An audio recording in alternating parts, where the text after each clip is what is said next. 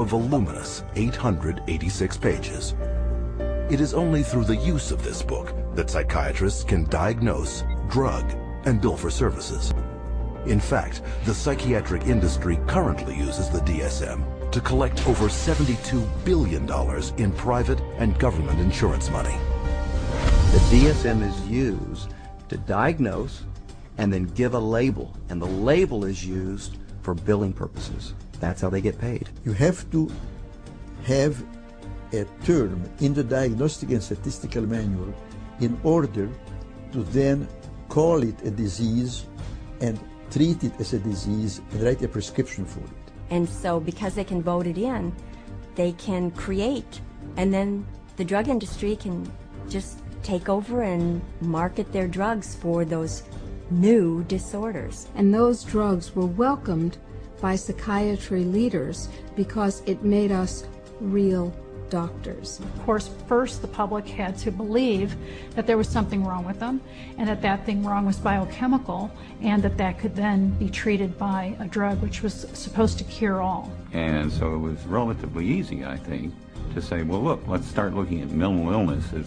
fundamentally a matter of chemical imbalance in the brain. Chemical imbalance is a term that's used as a marketing ploy, as opposed to anything that there's scientific evidence to support. Nobody has yet measured, demonstrated, or created a test to show that somebody has a chemical imbalance in their brain.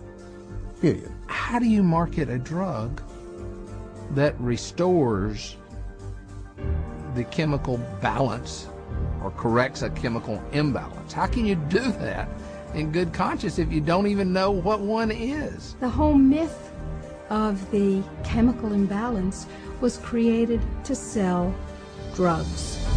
And while psychiatrists and drug companies have used this myth to make billions moving vast quantities of psychotropic drugs into the bodies of unsuspecting consumers, the public has paid the ultimate price. An estimated half of all Americans who commit suicide are on psychotropic drugs. Annually, psychotropic drugs are estimated to kill more than 2.5 times more people than are killed by homicide. And who is entrusted with protecting the public against these dangerous psychotropic drugs? In the United States, it is the Food and Drug Administration, FDA, whose psychiatric drug advisory panels are dominated by psychiatrists who shuttle between the drug industry, academia, private practice, and government, the so-called revolving door. The revolving door at FDA is one of the primary reasons why the system that we have works so poorly. That revolving door is a direct result of the fact that a group of people with the same mindset are put into positions of being regulators and in the position of being formulators and sellers and marketers. The panels that are formed by the FDA to evaluate these drugs, the psychiatrists who are on those panels, almost all of them have conflicts of interest where they have directly or indirectly received funding from the very industry and the very parties within the industry whose drugs they are evaluating. So there's this tight little relationship between psychiatry, pharmaceutical industry, and FDA where they each mutually support each other, and yet the mental health of the population does not improve. Take, for example, the FDA drug evaluation panel that approved the antidepressant Paxil. Every psychiatrist on that panel has financial ties to the pharmaceutical industry. And these conflicts of interest have been rampant enough to prompt congressional investigation. When I check these advisory committees who make recommendations to the FDA, and they're always approved after the advisory committee, I found that there were conflicts of interest. I found that many of the people on the advisory committees had never filed a proper report on stocks and bonds that they owned that might be viewed as a conflict of interest, and they're by law supposed to do that. And this network of financial conflict of interest between psychiatry, the drug industry, and the FDA became even more entrenched in 1992, after passage of the Prescription Drug User Fee Act, also known as PDUFA. Through this bill, the FDA would be paid a fee of $100,000 per drug to ensure that psychotropic medications would be rushed through the approval process and into the hands of prescribers faster than ever. Congress told the FDA, your job is no longer to make sure drugs are squeaky clean safe before they get out on the market.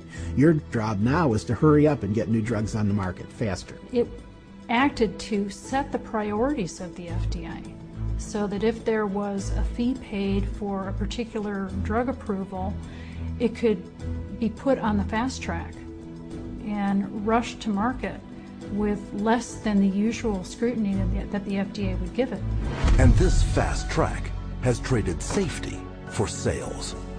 Since the passage of PDUFA, time spent on drug evaluation plunged from almost 2 years in 1992 to only 6 months 4 years later. Meanwhile, the number of new drugs released to the public doubled. Though fast tracking is disastrous for public safety, it reaps huge profits for psychiatry and the drug industry. Because the sooner a drug is approved, the sooner it makes money. And the money is big.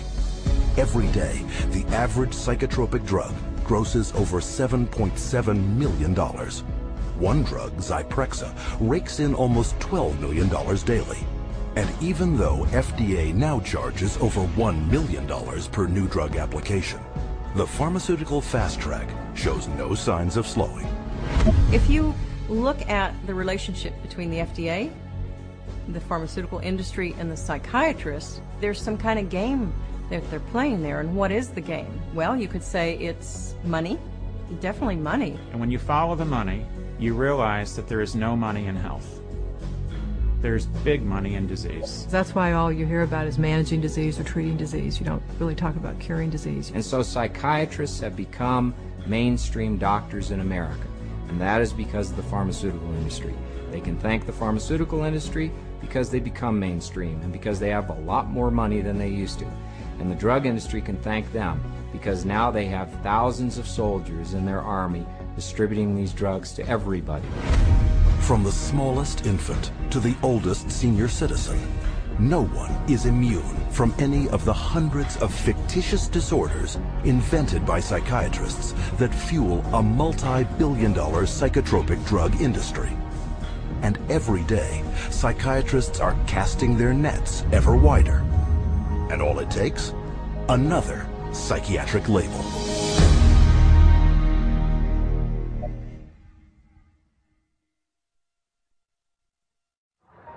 How many people do you know who have been diagnosed with a mental disorder? One. With a mental disorder?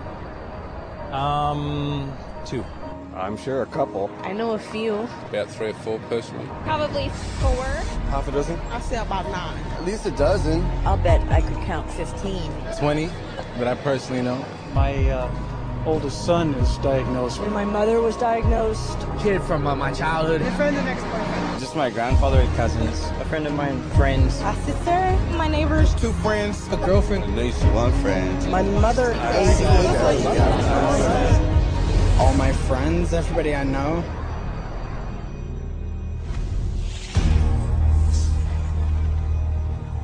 An apparent flood of mental illness is all around us. Where is this coming from? Psychiatrists, whose diagnostic and statistical manual can label anyone walking the earth today as mentally ill. Psychiatrists, I believe, they look at every human being and they divide humans into 2 classes, clients and potential clients. We see this no more prevalent in any field than in the field of the mental disorders, where one disease after another is invented and then popularized and the public is made to worry about it. It's in disease mongering. It's the selling of sickness. You know, sometimes it's a drug in search of a market, and it's giving public awareness to minor conditions with the ultimate goal is to sell more medications. It's not caring for people. When you run out of symptoms, you don't have any more clientele to market to. So you have to invent disease. And with psychiatric medications, you can invent diseases all day long. Look at human variation. Everyday things like shyness, sadness, or even situational depressions like grieving, postpartum depression, they all become studied, and prescriptions start to get written for these drugs.